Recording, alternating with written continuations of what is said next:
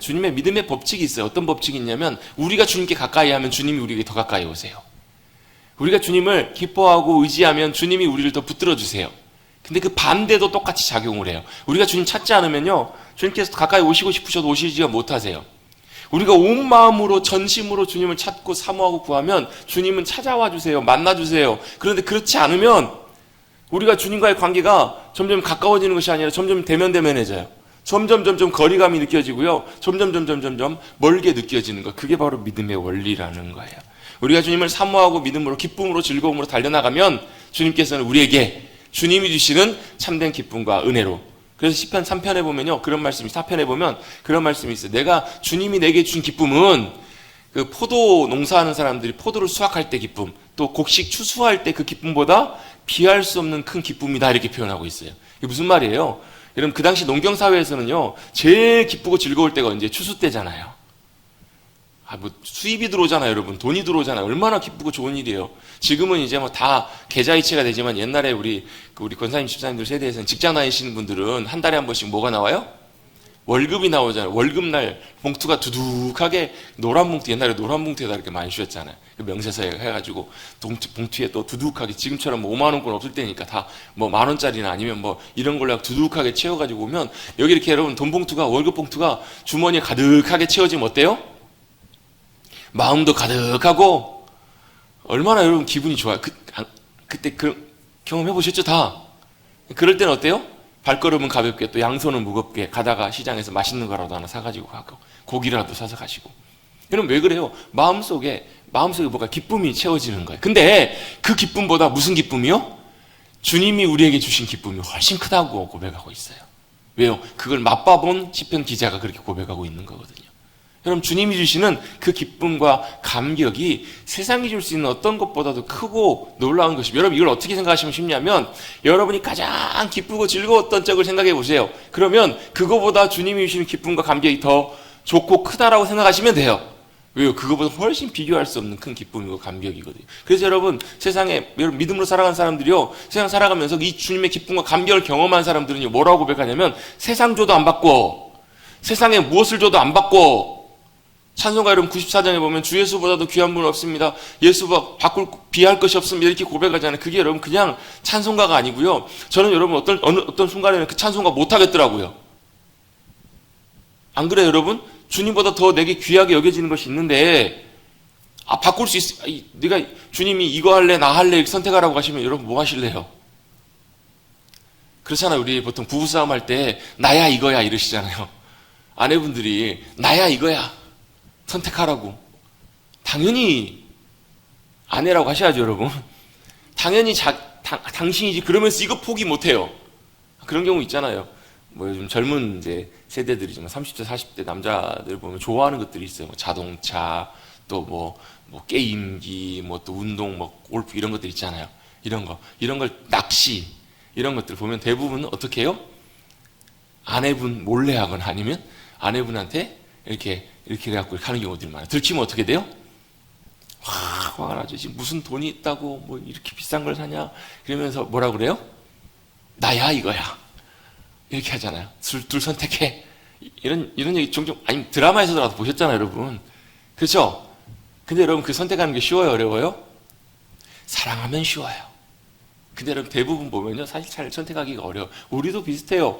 하나님인가 세상인가, 하나님인가 내가 기뻐하고 좋아하는 것인가. 여러분 이 사회에서 갈등하고 있다면 여러분 우리의 마음속에 주님이 주시는 기쁨과 주님이 날 향한 사랑이 풍성하게 채워지지 않았다는 증거예요. 내 삶에, 내 심령에 주님이 주시는 큰 기쁨과 은혜가 풍성하게 채워지면 주님 그거 별로 의미 없어요. 저 있어도 되고 없어도 돼요. 이게 돼요. 여러분 진짜 여러분이 그걸 원하신다면, 여러분이 정말로 그걸 얻기를 원하신다면, 여러분이 그걸 붙들고 있으면 절대로 여러분 그거 얻지 못해요. 여러분이 뭘 붙드셔야 되냐면, 정말로 그걸 얻기를 원하신다면 여러분이 붙들고 있는 그걸로 주님 붙드셔야 진짜 그걸 참으로 누릴 수 있게 돼요. 여러분 우리는요, 이 땅에서 주님의 모든 것들을 주님이 누리라고 주신 것이지 네 거 하라고 주신 것이 아니에요. 에덴 동산에서 주님 뭐라고 말씀하시냐면, 에덴 동산에 모든 풍성한 것을 다 주셨어요. 다 주셨는데, 주신 것이 여러분 주셨다고 해서 다 아담 건가? 그건 아니에요. 하나님께서 아담에게 다 맡겨주신 거예요. 아담에게 뭐 하라고? 먹고 마시고 누리라고. 풍성하게 부족함 없이 다 누리도록 주셨어요. 그죠? 근데 그걸요, 내가 주인 되려고 하고 내가 그것을 내 것으로 삼으려고 하는 그 순간에 문제가 생기기 시작해요. 왜요? 주인은 누구시니까? 주인은 주님이시니까요. 주님은 다 주실 수 있는데, 다 주실 수 있는데도 불구하고 내 것을 내 것이라 여기느라고. 여러분, 아버지, 요즘은 이제 그게 좀 쉽지가 않지만 옛날에는 특히 일본 같은 나라도 그렇잖아요. 아버지의 가업을 그대로 아들이 이어서 하는 그런 일들이 있잖아요. 아버지가 엄청나게 큰 회사를 경영을 하세요. 그래서 이제 아버지도 이 아들을 보고 이 아들이 정말 성실하게 잘해요. 그리고 가능성도 있고 정말 잘할 것 같아요. 그래서 이 아들을 속으로 마음으로 점찍어서 이 아들에게 이제 후계자로 다 물려주려고 생각을 하고 훈련을 시켜 준비도 시키고 막 그러다 보면 어떨 때 막 가혹하기도 하기도 혹독하기도 하고 그렇잖아요, 일부러. 근데 그런 아버지의 마음을 알기도 하지만 이해 못할 때도 있어서 섭섭할 때도 있어요. 그래서 아들이 무슨 마음을 먹어요? 내가 아버지 이렇게 내가 어려움 당하면서 내가 이렇게 아버지에게 이렇게 모욕을 당하면서 어려움 당하면서 있기 싫다 해가지고 아버지 몰래 뒤에서 뭐 하는 거예요? 작당을 하는 거예요. 자기가 아버지 그 몰래 이렇게 아버지 회사의 지분을 빼돌리고 이렇게 하기 시작해요. 뭐 하려고? 자기가 한 사람 살리려고. 아니 여러분 보세요. 아버지 말씀 잘 따라가면서 잘 준비돼가지고 때가 되면 결국 다 그게 누구 거예요? 다 자기 것 돼요. 그죠? 아버지가 그렇게 유산을 물려주려고 생각하고 있으니까 다 자기 것이 되는데 그새를 못 기다려가지고 그렇게 하면 아버지가 어떻게 했어요? 얼마나 실망감이 크시겠냐고요. 얼마나 마음이 그러겠냐고. 자칫 다 주려고 했다가 자기가 갖고 있는 그것 갖고 쫓겨나는 그런 일이 생길 수가 있잖아요. 여러분 마찬가지 여러분. 여러분 주님은 우리에게 이 땅의 모든 것들을 다 누리라고 주셨지 사랑하라고 주신 것이 아니에요. 내가 그걸 사랑해서 움켜쥐는 순간에 문제가 생기기 시작해요. 왜요? 내가 움켜쥐면요. 이 손으로 주님을 못 잡아요. 또 내가 움켜쥐면요. 어떤 일이 벌어진 줄 아세요? 다른 사람을 또 다 가지려고 같이 움켜줘요. 주님이 정말 사랑하시는 사람은 어떻게 하는 줄 아세요? 이 움켜쥐고 있는 거 있으면 놔라 그래요. 애들 키우다 보면 종종 그럴 때가 되게 많아요. 이제 이거 아이가 낳아야 되는데 안 낳아. 어떻게 해요? 어르고 달래고 혼내고 막 이래요. 결국은 이걸 떼내야 돼요. 떼내면 아이는 어때요? 세상 다 잃은 것처럼 울어요. 하고 울어요. 세상 다 잃은 것이 아니에요, 여러분. 아이는요, 엄마 아빠만 안 잃으면 돼요. 아이는 엄마 아빠만 잘 붙들고 있으면 절대로 다 잃은 것이 아니에요. 엄마 아빠가 더 좋은 것들로 귀한 것들로 줄 의향과 사랑의 마음이 있다라는 거예요. 하나님께서도 마찬가지예요. 여러분 우리의 마음과 중심을 늘 점검하시고 돌아보셔서 내가 정말로 하나님 말고 다른 거 붙들고 있는가. 그래서 주님이 주시는 기쁨과 은혜와 감격이 우리 안에 충만하게 주님 넘쳐나기를 원합니다. 여러분 이것이 채워져야 뭐가 가능하냐면요. 주님께로 조정되는 게 가능해요. 주님과 동행하는 삶이 가능해요. 주님 사랑하는 게 가능해져요. 그래서 주 예수보다도 귀한 분은 없습니다. 예수님밖에 없네요. 이 고백이 가능하더라는 거예요. 여러분 이 믿음의 고백의 자리까지 나아가시는 저와 여러분 되시기를 주님의 이름으로 축복합니다. 이렇게 나아가게 되면요. 내게 능력 주시는 자에서 내가 모든 것을 할 수 있습니다. 이게 된다고요. 할 수 있는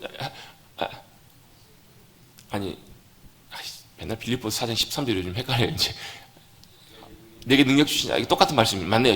그 말씀이 이 말씀이네요. 제가 19자라고 헷갈려가지고 내게 능력 주신 자에서 내가 모든 것을 할 수 있습니다. 이렇게 고백할 수 있게 되는 거예요. 여러분 그 자리까지 나아가시는 저와 여러분 되시기를 다시 한번 주님의 이름으로 축복합니다. 주님이 주신 기쁨과 감격이 우리 심령 속에 은혜가 충만하게 채워질 때 남이 뭐라고 해도 상관이 없어요. 오로지 먼저 주님께. 예전에 그 미국의 이번 대통령 말고 전에 대통령이 그랬잖아요. 아메리칸 퍼스트. 미국이 최고다. 1등이다. 우리는 여러분 뭐가요? 주님이 우리의 우선순위이십니다. 주님이 우리의 1번이십니다. 그럼 2번은 누구예요? 2번도 주님이십니다. 3번은 누구예요? 3번도 주님이십니다. 여러분 이게요. 그럼 내 것은 뭐예요? 할 것 같지만 내가 그렇게 주님을 온전하게 믿음으로 붙들고 의지하고 주님과 동행하기 시작하면요. 나머지 모든 것들은 주님이 다. 여러분 뭐예요? 너희는 먼저 그의 나라와 하나님의 하나님의 의를 구하고 주님 앞에 믿음으로 따라가라. 그러면 그 모든 것이 어디예요? 다 너희에게 더할 거라고요. 모든 것들을 가장 풍성한 우리가 구하고 바라는 것보다 더욱 넘치도록 능히 하실 이에게 에베소 3장 20절에 말씀하시잖아요. 여러분 우리가 그 자리에 가 있으면요. 우리가 생각했던 것보다 더 놀랍게. 여러분 저도 부모가 되고 보니까 그 마음이 어떤 마음인지 알겠어요. 아이들이요. 아빠한테 이거 사줘 하는 애들은요. 그것도 안 사주고 싶어요. 제가 맨날 아이들한테 그래. 그만해라. 안 사준다. 지금 막 어떨 때 보면 정남이가 떨어질 때가 있어요. 막 그러면. 근데 어떤 아이들은요. 이거 아빠 필요해요. 아빠 사주세요 해놓고요. 그 다음부터는 별로 얘기하지 않아요. 그러면서 뭐예요? 아빠가 좋아할 만한 이쁜 짓을 골라서 해요. 그럼 나중에 어떤 마음이 드는지 아세요? 그거 말고 그거에다 더해서 더 사주고 싶은 마음이 들어요. 아니, 그런 마음 안 가져보셨어요? 저만 그런가 봐요. 실제로 그렇더라고요, 여러분. 하물며 우리 하나님 아버지시라면 우리가 구하고 바라는 것보다 더 넘치도록 능히 채워줄 수 있는 주님이신 줄로 믿습니다. 어떻게 우리가 주님의 기쁨이 될 때, 우리가 주님의 눈에 넣어도 아프지 않을 만한 그런 주님의 마음에 합한 자가 될 때 그게 가능하더라는 거예요. 여러분, 그것을 위해서 여러분 우리가 주님의 마음을 잘 알고 잘 따라갈 수 있도록 여러분 어떻게 해요? 같이 한번 고백해 보겠습니다. 말씀, 성령. 말씀과 성령, 이 두 가지가 잘 조화를 이뤄서 우리 안에 역사해 주실 때, 은혜 가운데 함께 해 주실 때 우리가 주님의 마음을 알고 주님을 잘 따라갈 수 있게 될 줄로 믿습니다. 그래서 우리가 지금 한 3주 전부터 하나님의 말씀 묵상에 대해서 우리가 함께 좀 잠깐 나누고 있습니다. 설교 형식이라기보다는 약간 성경 공부 형식으로 진행을 해요. 그리고 추후에 기회가 되면 계속 마음으로 기도하면 준비를 하고 있는데요. 이걸 실제적으로 이렇게 말씀 묵상반, 이렇게 반을 만들어서 이렇게 소수의 신청하신 분들과 함께 모여서 뭘 할 거냐면 말씀 묵상 어떻게 하는 것이고 말씀 묵상을 실제적으로 어떻게 이렇게 할 것인지 실습 같은 것도 해보면서 이렇게 말씀 묵상 이렇게 하는 거구나. 그 정답은 아니지만 그렇게 해보는 시간을 가지려고 해요. 왜요? 그만큼 말씀 묵상이 우리에게 유익하고 귀하기 때문에, 중요하기 때문에 나중에 그런 시간을 좀 가지려고 합니다. 그런데 이런 이제 생각을, 의문을 가질 수 있잖아요. 아니, 왜 성경 말씀 묵상 말고도 성경 읽는 것도 있고 성경 통독도 있고 암송도 있고 우리가 성경 필사도 있고 많은 것들을 할 수 있는데 왜 말씀을 묵상하는가? 여러분, 이런 생각 해보신 적 없으시죠? 말씀 묵상을 왜 해야 되는가 그러면 우리가 그 이유에 대해서 몇 가지를 우리가 지난주부터 쭉 살펴봤는데요. 도대체 말씀 묵상이 뭐기 때문에 우리가 성경 읽는 것과 조금 다르다라고 이렇게 보는가? 비슷하지만 좀 다른 면들이 좀 있습니다. 여러분, 먼저 일단 묵상은요, 말씀 묵상은 쉽게 말씀드리면 말씀 묵상은 말씀 안에 풍덩 잠기는 거예요. 말씀 묵상, 말씀 안에 풍덩 들어가요. 여러분, 우리 종종 그런 것 있잖아요. 예를 들면 비트물 같은 빨간 물에다가 여러분 무나 이런 것도 집어넣으면 어떨 때 빨갛게 물이 들잖아요. 왜 그래요? 잠겨 있으니까. 말씀 묵상은요, 말씀 안에 내가 잠기는 거예요. 들어가는 거예요. 그럼 뭐가요? 내가 말씀에 물이 들어요. 말씀이 내 안에 배어 들어오기 시작해요. 말씀이 내 안으로 푹 들어오기 시작해요. 이게 바로 말씀 묵상이라고요. 그래서 여러분, 첫 시간에 말씀 묵상은 우리가 배울 필요가 있다 없다?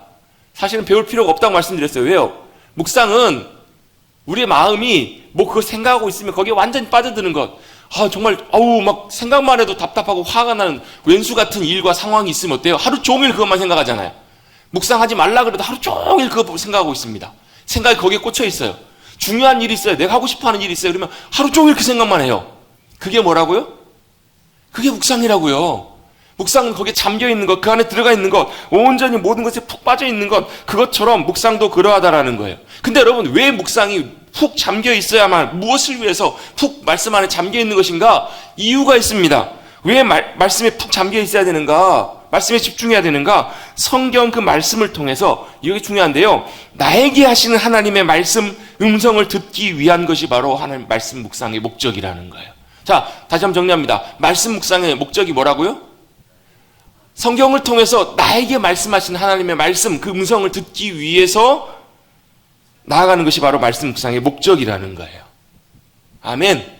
말씀 묵상은 뭐 하라는 거예요? 나에게 말씀하신 하나님의 음성을 성경을 통해서 듣기 위해서. 여러분, 제가 몇 번 누누이 말씀드렸잖아요. 하나님의 음성을 듣는다는 것은 가끔 가다가 정말로 어떤 경우에는 육성을 통해서, 그러니까 우리 귀로 신비한 방법으로 듣게 해주시는 경우들도 가끔 있어요.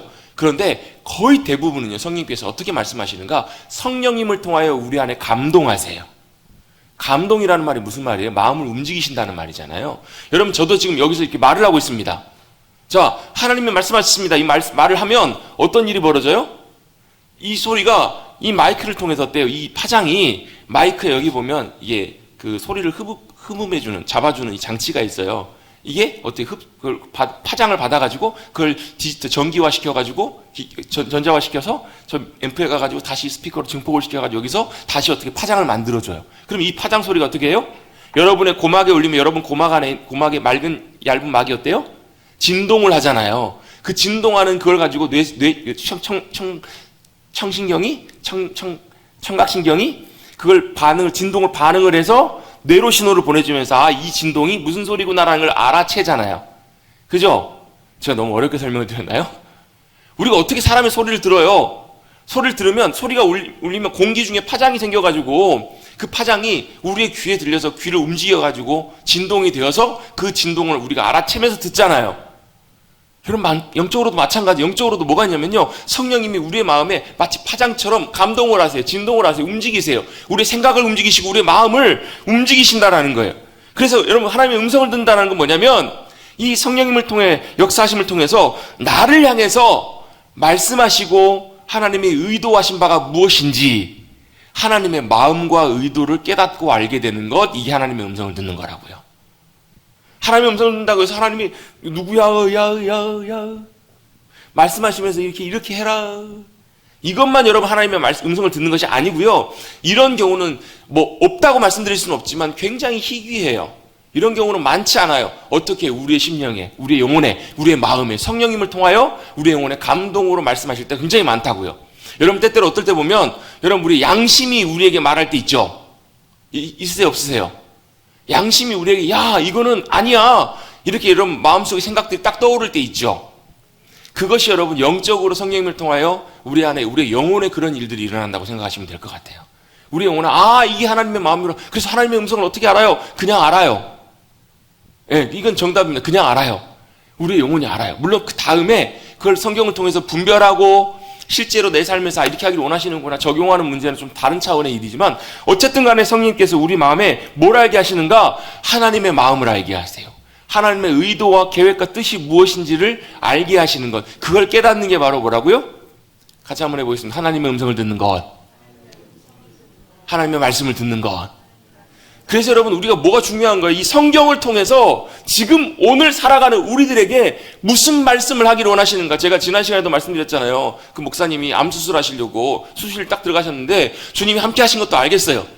그리고 주님이 내 삶을 책임져 주시고 주님이 나와 함께 해 주실 거라는 것도 알겠어요. 주님이 죽든 살든 주님이 책임져 주실 거라는 분명한 확신과 평안함이 있어요. 근데 수술을 딱 누워가지고 이제 마취하기 직전인가 봐요. 수술을 딱 들어가서 천장을 딱 봤더니 천장에 뭐라고 써있냐면 영어로 do not fear 이렇게 써있더라는 거예요. 이사야 41장 말씀이, 이사야 40장 10절 말씀이 영어로 써있더라는 거예요. 두려워 말라, 내가 너와 함께합니다. 놀라지 말라, 나는 너의 하나님이 됩니다. 이 말씀들이 그 영어 성경으로 딱 써있더라는 거예요. 근데 그걸 보는 순간에 뭐가요? 알고 있었던 그 말씀, 그 하나님의 마음이, 그 하나님의 말씀하심이 그 순간에 다시 새롭게 들려지더라는 거예요. 그게 확신이 되고 깨달아, 그렇지, 아멘, 그래요 주님. 그것이 그 순간에 성령님을 통하여 내 심령 속에 말씀해 주시는 주님의 음성으로 들려지더라는 거예요. 할렐루야. 그걸 듣는 것이 바로 뭐라는 거예요? 하나님의 말씀을 듣는 것, 하나님의 음성을 깨닫는 거예요. 여러분, 이게 들려야 하나님의 말씀이 살아있음을 우리가 경험해요. 여러분, 죄송합니다. 용서하고 들으십시오. 죄송합니다. 성경 백날 읽어도 이거 안 되면 여러분 하나님의 마음 몰라요. 이거 백날 읽어도요, 백날 외워도 바리새인과 서기관들처럼 들을 확률이 굉장히 높아요. 우리의 심령에 말씀하시는 주님의 마음, 주님의 의도, 주님의 뜻, 주님의 말씀을 듣게 되시는 저와 여러분 되시기를 주님의 여러분 축복합니다. 이게 안 되면 여러분 아무 의미 없다니까요. 이게 안 되면 여러분, 제가 설교 아무리, 저는 종종 한 번씩 목이 터져라 설교하잖아요. 제가 답답해서 그래요. 그래서 여러분, 설교자는 잘 안 좁니다. 졸지 못해요. 소리 지르니까. 왜 그래요, 여러분? 이게 안 되면 저와 여러분이 예배 드리는 목적과 이유가 없어요, 여러분. 이게 안 되면 여러분, 제가 설교할 이유가 없기 때문에 그래요. 여러분, 사모함으로 주님의 음성을 들을 수 있는 저와 여러분 되시기를 주님의 여러분 축복합니다. 이게 여러분 어렵지 않아요, 여러분. 어렵다고 생각하는 분들 계시는데요, 어렵지 않습니다. 우리가 사모하고 기다리고 성령님 우리 안에 말씀해 주세요, 역사해 주세요, 구할 때 주님께서 그 음성을 통해서 우리에게 말씀해 주시고 깨닫게 해주시는 주님이신 줄로 믿습니다. 왜요? 주님은 여전히 지금도 말씀하시는 하나님이시기 때문에 그래요. 그리고 우리는 그 음성을 듣기를 주님이 원하세요. 자, 하나님의 음성을 듣는다는 것, 하나님의 말씀을 듣는다는 것은 하나님의 마음, 의도가 무엇인지, 뜻과 계획을 우리가 깨닫고 알게 되는 거예요. 그래서 왜 하나님의 음성을 우리가 들어야 되는가? 하나님의 마음을 알아서, 하나님의 뜻을 알아서 그 다음에 뭐 하기 위해서요? 그 다음이 중요한데요. 그 다음은 그 하나님의 뜻을 알아서 우리가 그 다음에 뭐 해야 돼요?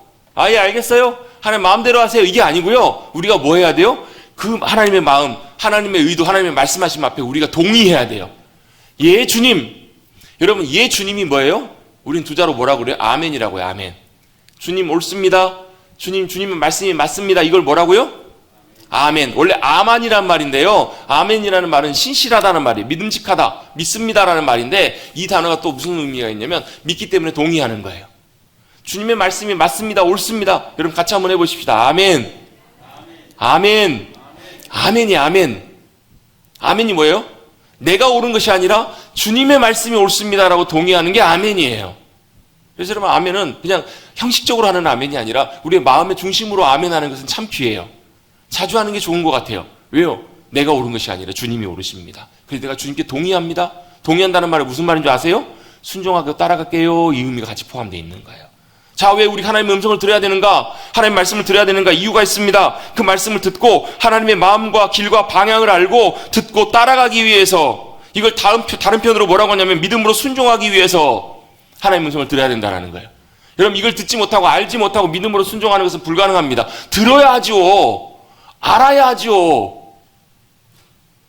여러분 그래서 이 하나님의 음성을 우리가 늘 듣고 사모하고 여러분 구하셔서 듣고 따라가는. 여러분 그 듣는다는 말이죠. 회중이라는 영어 단어가 오디언스라는 단어가 있거든요. 오디언스라는 말이 청중, 회중이라는 말인데 듣는 사람들이라는 말이에요. 근데 이 단어에 라틴어 어원을 찾아가 보면 무슨 말이 있냐면 그 의미 안에 순종하다라는 의미가 있어요. 그러니까 듣는다라는 것은 그냥 듣고 땡이 아니에요. 듣고 내가 잘 듣고 이거 듣고 계산해보고 듣고 할까 말까 고민해보고 이게 아니고요. 권위자 앞에서는 들으면 뭐 하는 거예요? 순종하겠습니다. 옛날에 임금이 얘기하면 어떻게 해요? 그대로 듣고 뭐 하겠다라는 거예요? 복명하는 거예요. 복명. 듣고 순종하겠다고. 옛날에 여러분 아버지가 말씀하시면 그냥 그대로 다 순종했어야만 했잖아요. 여러분 아버지와 비교할 수 없는 하나님 그분이 우리에게 말씀하실 때 우리는 듣고 계산하고 취사 선택하는 것이 아니에요. 여러분 할지 말지 판단해보는 것이 아니라 듣고 순종하고 따라가는 것, 그게 여러분 우리가 말씀을 듣고 나아가는 자리예요. 그리고 그것이 여러분 우리의 복이기 때문에 그래요. 절대로 손해 아닙니다. 절대로 완전합니다. 여러분 우리 때때로 그럴 때 있거든요. 저도 가끔 그럴 때가 있어요. 고민될 때가 있어요. 헷갈릴 때가 있어요. 고민되고 헷갈리고 또 어려울 때가 있어요. 이렇게 해야 되나 저렇게 해야 되나 참 난감할 때가 있어요. 이러지도 못하고 저러지도 못하고. 어떤 분들은 성격상 그냥 그 자리에서 바로 그냥 에이 몰라 하면서 그냥 이걸 이렇게 쉽게 결정하고 가시는 분들도 계세요. 어떤 분들은요 참 이게 어떤 것이 옳은 결정인지 참 고민하시면서 참 어려워하는 분, 이러지도 못하고 저러지도 못하고. 이런 경우에 놓였을 때 제일 좋은 길은 뭐냐면요, 간단해요. 하나님의 말씀 듣고 주님의 음성 듣고 분별해서 순종하면서 따라가는 거예요. 그 길이 길이요 진리요 생명이에요. 주님의 의도가 무엇인지, 주님이 뭘 원하시는지 내가 잘 모르겠을 때, 고민될 때, 어떻게 해야 될지 잘 모를 때, 내 뜻대로 잘 안 될 때는 여러분 먼저 우리가 주님의 음성에 먼저 귀 기울여야 돼요. 어떻게 해요? 주님의 음성에 귀 기울이려면 다른 소리를 잠깐 잠잠하게 내려놔야 돼요. 잠깐 다른 생각이나 다른 계산 이런 거 다 내려놓고 내가 볼 때는 90%는 이렇게 하는 게 맞아. 근데 여러분 90%를 이걸 갖고 주님 앞에 나가면요 주님의 음성이 안 들린다니까요. 내가 원하는 대로 듣든지 아니면 헷갈려요. 아니면 포기하고 싶지 않아요. 계산하기 어려워요. 참 복잡해져요. 그럴 때 여러분 어떻게 하시냐면 잠깐 내 생각이나 내 계획이나 모든 거 다 내려놓고 먼저 이렇게 인도하시든 저렇게 인도하시든 먼저 주님 뭘 원하시는지, 주님 어떻게 하기를 원하세요? 주님의 뜻이 무엇이에요? 주님 말씀해 주세요. 주님의 마음과 의도를 알게 해주세요. 말씀하시면 제가 순종하겠습니다. 여러분 이런 마음으로 믿음으로 주님 앞에 나아갈 때 주님께서는 주님의 마음과 의도를 우리에게 말씀해 주시고 깨닫게 해주시는 주님이신 줄로 믿습니다. 그래서 여러분 저는 이 찬양 참 좋아해요. 주님 말씀하시면 내가 나아가리라. 주님 뜻이 아니면 내가 멈춰서리라. 나의 가고 서는 것 나의 뜻에 있는 것이 아니라 주님 뜻에 있으니 오 주님 나를 이끄소서. 이 찬양 가사예요. 제가 왜 이 찬양을 좋아하냐면 그 이전에도 좋아했는데 아주 오래전에 아주 중요한 결정과 일을 앞두고 고민했어요. 그날 이제 금요 철야하는 교회 기도회 가가지고 밤새 이제 기도하는 교회에서 새벽쯤 2시, 3시쯤에 기도하고 있을 때예요. 2시, 3시 됐던 것 같아요. 너무 어떻게 해야 될지 모르겠어요. 마음이 안 내려놔져요. 정리가 안 돼요. 뭘 어떻게 해야 될지 모르겠어요. 그때 갑자기 주님께서 생각나게 해주셨던, 저에게 말씀해 주셨던 말씀과 찬양이 뭐였냐면 이 찬양이었어요. 주님 말씀하시면 내가 나아가겠습니다. 주님 뜻이 아니면 내가 멈춰서겠습니다. 나의 가고 서는 것, 내 마음이 아니라 주님 뜻에 있습니다라고 고백하고 결단하기를 주님이 원하셨던 거예요. 그렇게 결단하고 났더니요, 그 다음에 주님이 앞에 길들을 인도해 가시더라고요. 순탄하게 인도해 가시고 만남을 주장하시고 하나님께서 모든 것들을 다 역사해 가시는 것을 경험하겠더라고요. 여러분 주님의 말씀하심, 주님의 음성 듣기를 사모하십시다. 그리고 말씀하시면 어때요? 당연히 자연스럽게 주님 제가 순종하겠습니다. 여러분 이것까지 연결된다는 것, 그걸 여러분 꼭 기억하시고 여러분 말씀에 듣고 순종하셔서 주님 잘 따라가셔서 주님이 우리의 삶을 인도하시는, 책임져 주시고 가장 선하고 복된 길로 역사해 주시는 그 은혜를, 그 복된 역사하심들을 누려가시는 저 여러분 되시기를 간절히 다시 한번 주님의 이름으로 축복합니다. 이게 말씀을 묵상해야 되는 중요한 이유라는 거예요. 사실 이 부분은 지난주에 좀 다루고 마지막 이 부분을 정리를 했었어야 되는데 지지난주랑 다루지 못했던 부분을 다시 한번 정리합니다. 자, 말씀 묵상이 뭐라고요? 잠기는 거라고요. 말씀 안으로 푹 들어가는 거라고요. 그래서 왜요? 그래서 여러 번 읽고 소리내서 읽고 그리고 여러분 지난주 했었잖아요. 그 하는 이유가 뭐예요? 내가 말씀 안에 들어가기 위해, 잠기기 위해서. 그래서 여러분 우선적으로 정기적으로 한적한 곳에서 충분한 시간을 갖고 이 4가지 중요한 준비의 여러 가지 원리를 말씀드렸던 이유도 내가 말씀 안에 들어가기 위해서. 왜 들어가요? 왜 잠겨요? 나에게 말씀하시는 하나님의 말씀 음성을 듣기 위해서. 듣고 뭐 하려고요? 결단하고 순종하기 위해서, 조정하기 위해서. 그래서 주님과 동행하는 삶을 살아가는 것이 여러분 이 땅에서 말씀을 누리는 하나님 나라의 백성의 삶인 줄로 믿습니다. 여러분 그 삶이 우리 머릿돌교회 성도님들의 삶이 되시기를 주님의 이름으로 축복합니다. 축복합니다. 여러분 쉽진 않지만 우리 한 걸음 한 걸음 같이 가보십시다. 네. 그것이 굉장히 중요하다라는 거예요. 이런 묵상의 목적을 가지고 이제 뭐 하는 거냐면 실제적으로 이제 준비해서 주님 앞에 나가는 거예요. 이제 오늘부터 해서 진짜 이제 어떻게 말씀 묵상하는 여러분 단계랄까? 과정이랄까? 이런 부분들을 좀 다뤄가 보려고 합니다. 오늘은 첫 부분을 좀 함께 나누려고 하는데요.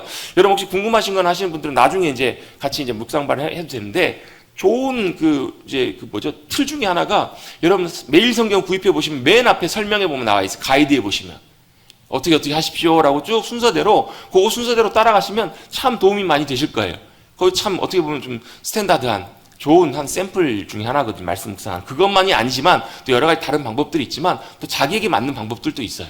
꼭 그대로 해야 되는 것만은 아니에요. 근데 우리가 말씀 묵상에서 중요한 몇 가지 요소들을 좀 배울 수가 있기 때문에 그래요. 자, 오늘은 그것보다도 다른 차원에서 좀 정리하는 부분에서 우리가 말씀 묵상하기 위해서 준비해야 될 것들, 이제 어떤 것들 준비하고 어떻게 주님 앞에 나가야 되는지. 우리 지난 시간에 여러분 4가지 말씀 묵상을 위한 준비 4가지 뭐였죠? 우선적으로 여러분 말씀 묵상하기 위해서는 제 우선순위 두지 않으면 못한다고 말씀드렸어요. 왜요? 바쁜 일들, 급한 일들 먼저 해놓고 하면 할 것 같은데 못해요. 우선순위에서 밀리면 말씀 묵상하기는 정말 어렵습니다. 예수님도 열일 다 제쳐도 우선적으로 하셨어요. 두 번째로 뭘요? 정기적으로 하셨어요. 늘 습관을 따라 하셨어요. 이 습관은 나쁜 습관적인 것이 아니라 좋은 습관. 여러분 제가 참 요즘 기도하면서 고민하고 있는 부분 중에 하나가 뭐냐면요. 우리 성도님들에게 저는 그런 마음을 하나 갖고 있거든요. 성도님들 섬길 때 성도님들이 이렇게 억지로 해야 돼서 의무적으로 하는 것들에 대해서는 조금 조심스러운 마음을 갖고 있어요.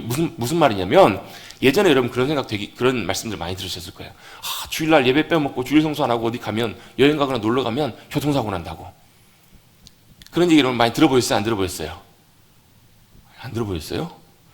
뭐예요? 주일 성수하는 것을 뭐라고 생각하냐면 반드시 분명히 따라야 될 주님의 말씀이고 명령이지만 이걸 마치 뭐처럼요? 안 지키면 벌 받을 것처럼 그렇게 생각해서 마음으로는 이미 가 있는데 벌 안 받기 위해서 무서워서 어쩔 수 없이 그 자리에 앉아갖고 예배드리고 가시는 분들 계세요.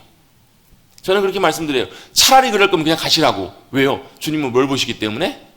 우리 중심과 마음을 보시는 주님이시기 때문에 그래요. 하나님은 우리의 마음과 중심을 살피시고 받으시고 보시는 주님이시지 우리가 겉모습이 여러분 그래서 여러분 막 이렇게 해가지고 이렇게 해야 됩니다 해가지고 세워지는 것들은요 결국 결정적인 자리에서 다 무너져요. 결정적인 자리에서는 오히려 그게 자기 의가 되는 경우들이 너무너무 많아요. 그래서 그걸 다 벗겨내는 거예요. 그걸 다 빼내는 거예요. 진짜입니까? 여러분 지금 코로나 시국이 끝나고 나서요 여러분 많은 교회들마다 많은 성도들이 돌아온 교회들도 있는데요 많은 성도들이 이탈된 성도들도 굉장히 많아요. 왜요? 그냥 가나안 교회 성도로 살겠다라는 거예요. 가나안 교회가 무슨 교회인지 아시죠, 여러분? 저 옛날에 신학교 1학년 처음 입학했던 2학년 선배가 주일날 기숙사에 있길래 선배님 오늘 교회 안 가세요? 그랬더니 난 가나안 교회 간다고. 가나안은 거꾸로 해보세요. 안 나가. 예배당 안 나가고 있다고. 이제 거기서 예배드린다 그래서 가나안 교회라고 농담으로 불러요. 참 굉장히 많은 비율이 가나안 교회로 간다라는 거예요. 그래서 어때요? 마음에 찔리면 영상으로 유튜브 같은 데서 어느 목사님 교회 설교나 말씀 예배드리고. 여러분 그게 좋은 것 같은데요. 어떻게 보면 참 현실적이잖아요. 타협 내 형편과 상황과 이걸 잘 적절하게 내 어떤 마음의 불편함이나 그런 죄책감이나 이런 것들도 어느 정도 그 영상으로 예배드렸으니까 이게 되잖아요, 여러분. 여러분 중요한 것이 하나 있습니다. 그렇게 상황이 그래서 형편이 그래서 들을 수 있다면 그건 충분히 주님께서도 이해해 주실 수 있는 분이세요. 왜요? 어디서나 예배할 수 있는 분이시니까. 다만 그것이 그러한 목적과 의도가 아니라 주님 뭘 보신다고요? 우리의 중심과 마음을, 동기를 보신다고요. 그게 내 편이나 내 마음을 위한 것이라면 주님이 절대 그 예배 받지 않으십니다. 그건 여러분 예배가 아니에요. 그냥 구경하는 거예요.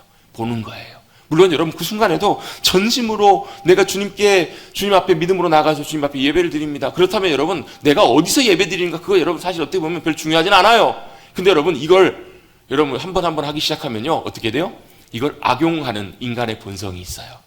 내가 편한 대로 이걸 조종하려고 하는, 여러분 우리의 믿음의 삶은요 그렇기 때문에 제가 이제 아까 고민이 있다고 말씀드렸던 게 그거예요. 우리의 믿음의 삶엔 또 뭐가 필요하냐면 훈련도 필요해요. 여러분 절대로 여러분 우리의 믿음의 삶이 저절로 되는 것은 없어요. 주님의 은혜가 필요하고요. 주님의 은혜가 우리 가운데 역사해 주셔야 되고요. 또한 무엇도 필요하냐면 우리의 옛날 죄된 습관을 돌이키고 다시 바꿀 수 있는 영적인 훈련도 참 필요해요. 여러분도 믿음의 훈련들로 통해서 여러분 우리의 삶이 주님 정말 원하시는 그 자리에 든든하게 세우시, 거룩한 습관들이 들어가시는 거룩한 훈련들이 되셔서 여러분 정기적으로 늘 주님 찾고 믿음으로 나가시는 저와 여러분 되시기를 주님의 여러분 축복합니다. 아멘. 정기적으로도 굉장히 중요하다고 말씀드렸어요. 세 번째가 뭐였죠? 한적한 곳에서 자기만의 공간이 굉장히 중요해요. 조용하게 자기만의 공간을 만드는 것이 중요합니다. 여러분 형편이 어렵다면 정말로 최소한의 공간에서라도 차 안에서든지 아니면 잠깐 혼자 있는 그곳에라든지, 어떤 분은요 혼자 잠깐 나가서라도, 제가 얼마 전에 사실 지난달에 그 여기 병원에 이제 직원 예배 설교하러 갔다 왔거든요. 근데 설교를 12분 동안 해야 된대요. 15분이 넘기면 안 된대요. 제가 새벽 예배 설교도 보통 한 25분 하잖아요. 12분 동안 설교를 어떻게 하는가? 설교를 빨리 하고 내려와서 11분 만에 하고 내려왔어요. 11분 만에 하고 내려왔더니 제가 설교 시작하면서 그 말씀 드리고 있거든요. 제가 주일날도 설교 45분 이상 하고 이렇게 한다고. 근데 12분 되면 딱 내려가겠다고. 목사님이 목사님 11분 하셨습니다. 설교 끝나고 올라가시면서 그런 얘기를 하시더라고요. 제가 마지막 부분을 좀 급해서 막 좀 이렇게 하고 넘어갔는데요. 제가 그런 말씀을 마지막에 좀 나누기를 원했어요. 뭐였냐면 힘들게 병원에서 일하고 수고하시면서도 그곳에서 하나님의 나라가 임하게 하시자고. 그러면서 그렇게 하기 위해서 주님을 우리가 기뻐하자고, 주님을 나의 기쁨으로 삼자고, 그래서 한 번씩 하늘을 바라보자고. 하늘 바라보자고 해서 여러분 밖에 나가서 하늘 바라보는 그 말을 말하는 것이 아니라 하늘에 계신 주님을 바라보는 것. 여러분 그곳이 한적한 곳이 될 줄로 믿습니다. 그것이 빈들이요 골방이 되게 될 줄로 믿습니다. 여러분 믿음의 눈을 들어서 주님 바라보셔서 여러분 한적한 곳을 만들어 가시는. 네 번째가 뭐였죠? 충분한 시간을 가지고. 여러분 충분한 시간도 굉장히 중요해요. 여러분 촉박하면 하나님의 음성을 귀담아 들을 수가 없어요. 그래서 우선적으로 하는 것이 중요한 거거든요.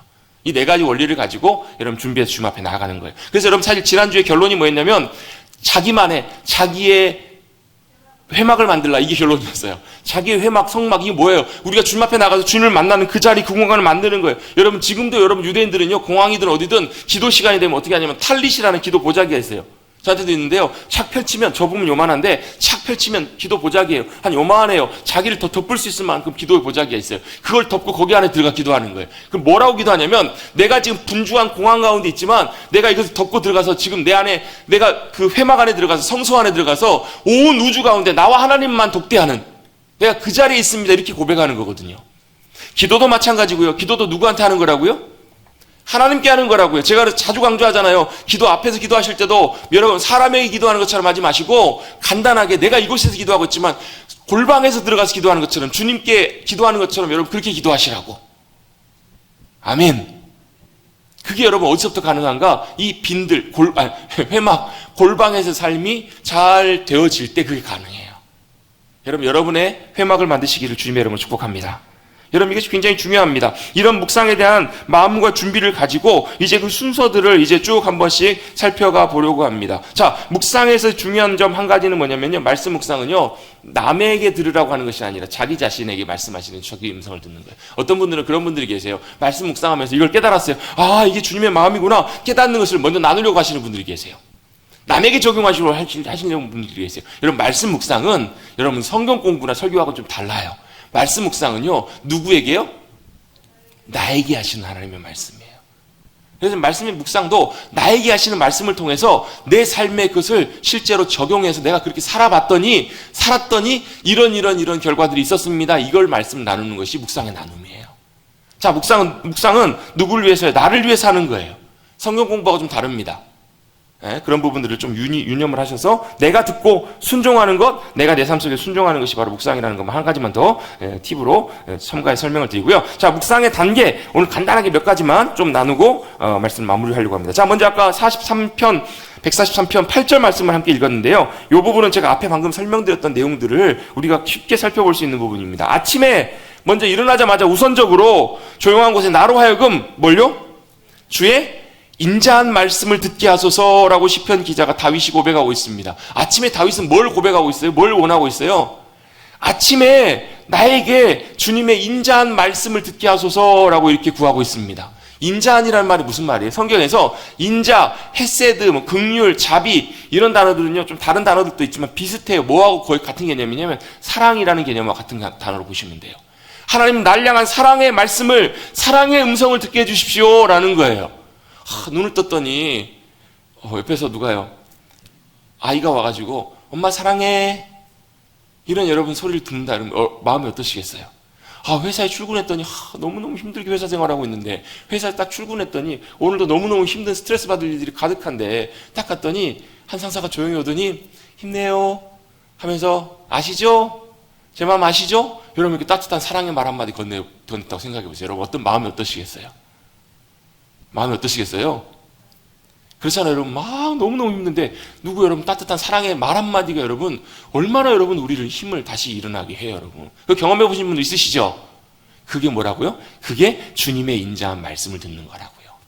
여러분 아침마다 우리가 눈을 떠서 말씀 묵상하면서 주님이 나에게 말씀하시는 사랑의 음성을 듣는다? 여러분 이것은 여러분 말할 수 없는 큰 은혜요 감격이고 우리의 삶의 승리의 비결이 되는 줄로 믿습니다. 여러분 이 음성 듣고 나가면 우리 영혼이 담대해져요. 힘을 얻어요. 어때요? 세상아 와라! 이렇게 간다니까 여러분. 여러분 사랑에 빠져있는 남녀가 여러분 연인과 만나고 나면요 힘이 나잖아요. 그래서 여러분 다 들키잖아요. 얼굴에 다 쓰여있잖아요. 왜 그래요? 그 사랑의 음성을 듣고 사랑을 경험하면 그렇게 돼요. 다윗은 이렇게 고백합니다. 아침에 나로 하여금 주님의 인자한 말씀을 듣게 하소서라고 고백하고 있습니다. 주님의 사랑의 음성을 듣게 해달라고. 먼저 뭐요? 하나님의 음성을 듣기를 원한다라고 기도하고 있어요. 그죠? 두 번째로 그 다음에 뭐예요? 내가 주를 유지함입니다. 주님을 믿음으로 신뢰하면서 기다리고 있는 거예요. 여러분이 주님의 음성을 듣기 위해서, 주님의 말씀을 묵상하기 위해서 두 번째 중요한 것이 뭐냐면 주님을 의뢰하는 거예요. 신뢰하는 거예요. 믿음으로 기대하는 거예요. 그죠? 그리고 나서 세 번째가 뭐냐면 그렇게 주님의 말씀을 들려주십시오라고 목적이 나옵니다. 무슨 말씀을 듣기로 하시냐면 내가 다닐 길을 알게 하소서. 이 길은 무슨 길이에요? 내 길이 아니라 주님의 길을 알려달라고 기도하고 있는 거예요. 같이 한번 고백하겠습니다. 주의 길을 내게 알리소서.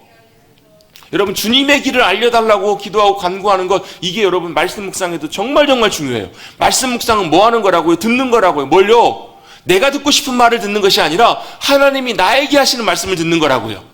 그 말씀을 듣는다는 게 뭐라고? 하나님의 마음과 의도와 뜻을 깨닫게 되는 것. 그래서 원래 하나님의 길과 방법을 알게 되는 것. 그래서 여러분 우리가 주님의 음성을 들으면요 확신에 차요. 왜요? 주님의 길이 보이거든요. 뭘로 하기를 원하시는지 어떻게 해야 될지 그게 보이거든요. 여러분 말씀 묵상을 통해서 이 귀한 은혜를 누리시기를 주님의 여러분 축복합니다. 그렇게 주님의 음성을 듣고 주님의 길을 보게 되면 마지막 어떻게 해요? 내가 내 영혼을 주님께 드립니다. 이 말은 무슨 얘기예요? 순종하면서 따라가겠습니다라는 말이에요. 아멘.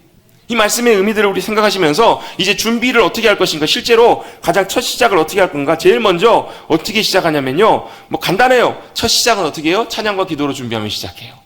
첫 번째 준비는 뭔가? 말씀 묵상을 위한 첫 번째 준비는요 찬양을 하고 기도하는 거예요. 주로 어떤 찬양하는가? 어떤 목사님은요 이 찬양을 간단하게 하세요. 간단하니까 찬양하라 내 영혼아, 찬양하라 내 영혼아, 내 속에 있는 것들아 다 찬양하라, 기뻐하라 내 영혼아, 감사하라 내 영혼아, 송축하라 내 영혼아. 간단한 이 찬양의 고백을 하면서 아침에 특별히 잠 깰 필요가 있잖아요. 찬양하면서 내 영혼과 이 찬양을 어떤 목사님이 옛날에 그렇게 설명을 하시더라고요. 이 찬양을 하면서 내 몸속에 있는 모든 세포 하나하나에, 머리끝부터 발끝까지 있는 모든 세포 하나하나야 여호와 하나님을 찬양하라.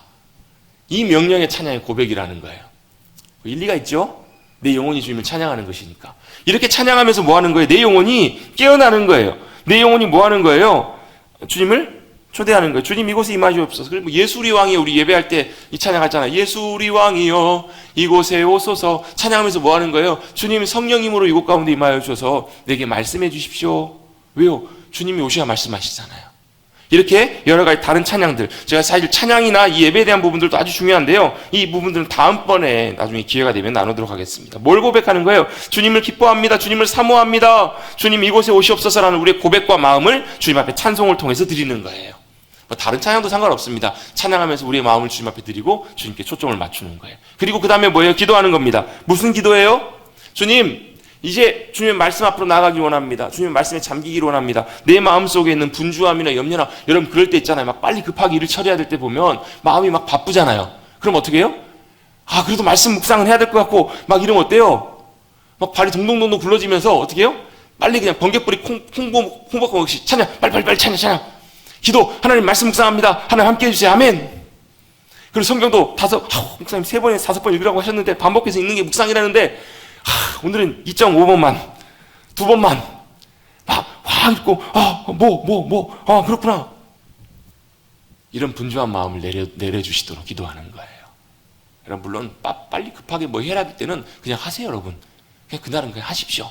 막 마음의 재촉함과 분주함으로는 주님의 말씀에 집중할 수가 없기 때문에 먼저 내 마음에 여러 가지 복잡한 마음들이나 분주함들이나 염려나 걱정들 이런 생각들이 있다면 주님 치워주세요, 정리해주세요 라고 먼저 기도하고 말씀 묵상으로 나가는 거예요. 주님께만 집중할 수 있도록, 오직 주님께만 집중할 수 있도록 하나님과 우리 사이를 가로막고 있는, 그래서 어떤 경우에는요 죄가 생각날 때가 있어요. 어떤 내 게으름이나 악함, 또 내가 했던 말이나 행동들, 생각을 통해서 하나님 기뻐하지 않는 것들이 있다면 자백하고 회개하고 그 모든 문제를 해결해 주시도록 주님의 용서와 은혜를 구하는 것도 중요해요. 자 보세요. 주님께 집중할 수 있도록 우리의 마음을 붙잡아 달라고, 그리고 제거해야 될 것들을 제거해 달라고, 그리고 뭐예요? 그리고 그 다음에 우리가 구해야 될 건 뭐냐면 주님 성령님을 통하여 지혜와 계시형으로 함께 해주셔서 우리의 영혼의 눈과 귀가 열려주도록, 그래서 주님의 영광을 보고 주님의 음성을 들을 수 있도록 주님 우리의 마음의 영혼의 영과 귀를 열어주옵소서. 그래서 이렇게 기도하는 거예요. 같이 한번 고백해 봅니다. 주님, 오늘 주님의 말씀을, 주님의 음성을 듣게 하옵소서. 그래서 주님의 마음을 알고 주님의 길을 볼 수 있도록 기도합니다. 그냥 제가 예를 하나 들어본 거예요. 이렇게 주님 앞에 찬양과 기도로 준비하고 나아갑니다. 자, 두 번째로 그러면 찬양과 기도로 준비한 다음에 그 다음에 기도가 끝나면, 찬양 끝나면 뭐 하냐면, 기도가 끝나면 뭐 하냐면 이제 말씀을 읽어요. 어떻게 읽어요? 자, 묵상이라는 하가라는 단어가 무슨 단어라고요? 반복해서 읍조를 해서 소리를 내서 조용한 소리로 나직한 소리로 읽는 거라고. 자, 읽는 것이 굉장히 중요합니다. 어떻게 해요? 반복해서 할 수만 있으면 소리를 내면서 읽는 것도 좋아요. 천천히, 그렇죠? 하나님의 말씀을 천천히 자세하게 읽습니다. 그래서 어떤 목사님은요 말씀을 읽을 때 기자가, 여러분 기자 있죠, 기자, 사건을 취재하는 기자가 사건을 취재하듯이, 여러분 어떻게 취재해야 돼요? 사건 기자가 대충 쓱 보고 보는 거예요? 아니요, 꼼꼼하게 가서 하나하나 사실 다 따져봐요. 인강 육하 원칙에 따라서 또 사람들을 다 묻고 인터뷰를 하고 하나하나 세심하게 다 따져보듯이 하나님의 말씀을 그렇게 쥐어짜듯이 그렇게 읽을 필요가 있다라는 거예요. 그렇게 말씀을 반복해서 읽으면서 혹시라도 마음에 와닿는 말씀들이나 중요하다고 생각하는 구절이 있으면 체크해도 좋아요. 반복할 때 다시 집중해서 볼 수 있기 때문에. 이 말씀을 통해서 여러분, 이것도 좀 하나의 팁 중에 하나인데요. 말씀을 읽어갈 때, 또 묵상할 때, 본문에 보면 말씀이 한 10몇 절, 20몇 절 되기도 하잖아요. 그러면 이 말씀 중에서 여러 말씀들과 내용들이 나오는 경우들이 있어요. 그런데 이 모든 것들을 다 묵상하기는 쉽지는 않아요. 그 중에서 특별히 한두 포인트, 한 포인트는 한 구절이나 두 구절, 아니면 어떤 한 단어, 이런 것들을 좀 집중해서 묵상을 하는 것도 유익이 돼요. 도움이 돼요. 왜요? 이걸 뭐하고 연결시켜야 되기 때문에, 우리의 삶과 연결시켜야 되기 때문에 그래요. 이렇게 집중해서 하는 것들도 필요하고 도움이 되기도 합니다. 자, 좋은 부분들은 한 구절, 한 부분만이라도 집중해서 보는 것들도 참 중요합니다. 이렇게 서너 번 정도 이렇게 읽으면서 혹시 가능하신 분은 우리가 읽는 한글 성경뿐만 아니라 영어 성경이나 아니면 여러 다른 성경들, 제가 몇 년 전에 여러분 그 세번역 성경 여러분 선물로 한 번씩 다 통독하신 분들 받으신 분들 계시죠? 혹시 여러분 없으신 분들 중에서 필요하신 분 계시면 저한테 말씀하시면 제가 아직 그때 인쇄해놨던 성경이 몇 권 남아 있습니다. 그거는 죄송하지만 판매로 해서 할 거기 때문에 이게 있습니다. 선물용으로 드리거나 시상용으로 드리거나 판매하려고 이제 몇 권 제가 남겨놨는데, 혹시 필요하시면 세번역 성경이나 이런 걸 읽어보시면 굉장히 많이 도움이 됩니다. 그 내용과 말씀을 우리가 잘 이해하는데 굉장히 도움을 많이 얻을 수가 있습니다. 어떻게 말씀을 우리가 잘 집중해서 읽어야 되는가? 각 단어를 주의 깊게 살피면서 읽어야 합니다. 한 단어 한 단어 이렇게 해요. 특별히 뭐냐면 그 성경 읽다 보면 그러나 같은 거, 그러나 아니면 뭐 이렇게 그런 표현되는 접속사나 이런 것들도 잘 살펴볼 필요가 있어요. 영어 성경에 보면 그게 선명하게 나와 있는데 요한복음 5장 20절 말씀에 보면 주님 이렇게 말씀해요. 5장 30절에 보시면 내가 아무것도 스스로 할 수 없노라 듣는 대로 심판하노니 나는 나의 뜻대로 하려 하지 않고 나를 보내신 이의 뜻대로 하려 함으로 내 심판은 의로우니라 이 말씀이 나와요. 자, 이 말씀이 굉장히 예수님의 사역과 삶에 있어서 중요한 말씀인데요. 여기서 우리말에는 그러나라는 말이 안 나와요. 그러나라는 말이 나오지가 않는데, 그러나라가 아니라 이 원래 단어에 중요한 접속사가 하나가 빠져 있어요. 무슨 단어냐면 왜냐하면이라는 개념이 빠져 있어요. 영어로 for라는 단어가 빠져 있어요. for가 빠져 있어서 이게 그냥 내 뜻대로 하지 않고 이렇게 돼 있는데 원래 의미는 어떻게 되냐면 나는 내 스스로 아무것도 할 수 없다. 왜냐하면 나는 듣는 대로만 판단하기 때문에 그렇다라는 거예요. 하나님 아버지 말씀 듣는 대로만 판단한다. 그렇기 때문에 나의 판단은 옳다. 이게 이제 영어 성경의 원 순서대로 제가 해석을 하는 거예요. 왜냐하면 나는 내 자신을 기쁘게 하려고 구하지 않고 나를 보내신 이만을 기쁘게 하려고 하기 때문이다. 이게 원래 의미예요. 이해가 되세요, 여러분? 이게 왜 중요하냐면 왜냐하면이라는 단어가 들어가면서 예수님의 삶과 사역, 내가 스스로 아무것도 할 수 없다라는 그 의미를 분명하게도 선명하게 해주기 때문에 그래요. 성경에 보면 이런 구절들 하나하나 단어들이 굉장히 중요하게 우리 가운데 역사할 때가 있어요. 그래서 말씀을 묵상하실 때 제일 처음에 보실 때는 집중해서 보실 때는 단어 하나하나를 잘 이렇게 살펴가면서 봐보십시오. 그러다 보면 어떤 날은요, 그 단어 중에서 한 단어가 마치 성경에서 이렇게 뚝 튀어나오는 것처럼 내 눈에 마음에 들어올 때가 있어요. 그거는 뭐 하는 거예요? 그 말씀을 붙들고 묵상하는 거예요. 그 말씀을 내 마음속에 기억하고 담는 거예요. 그 말씀을 통해서 나에게 말씀하시는 그 음성을 들어가는 거예요. 자, 말씀을 읽을 때 충분히 천천히 반복해서 읽는 것이 중요합니다. 그런데 읽을 때 어떻게 읽으면 좋은가? 단어들을 주의 깊게 살펴가면서 읽는 것이 중요해요. 두 번째로 당연한 것이지만 그 구와 절 문맥을 잘 살펴보면서 읽는 것이 굉장히 중요합니다. 여러분 그 데살로니가전서 5장 16절, 17절, 18절 말씀 여러분 잘 하시는 말씀이잖아요. 시작. 항상 기뻐하라. 쉬지 말고 기도하라. 범사에 감사하라. 뭐예요? 이것이 그리스도 예수 안에서 너희를 향하신 하나님의 뜻이니라. 이게 명령 문장이 세 문장이 나오잖아요. 뭐 하라고요? 항상 기뻐하라. 쉬지 말고 기도하라. 범사에 감사하라. 이 명령이 세 명령이 나오잖아요. 근데 그 다음에 나오는 단어를 보면요. 이것이라고 나와요. 자, 한번 여쭤볼게요. 이것이는 단수예요? 복수예요? 복수였다면 이것들이 돼야 되겠죠. 이것이라고 나와요. 단수로 나와요. 이게 뭘 의미할까? 이렇게 추측해 볼 수가 있어요. 이 항상 기뻐하라, 쉬지 말고 기도하라, 범사에 감사하라. 이것은 세 명령이지만 실제로는 하나와 같은 명령이라는 거예요. 그걸 어떻게 알아요? 하나가 깨지면 다 무너집니다. 다 연결돼 있어요.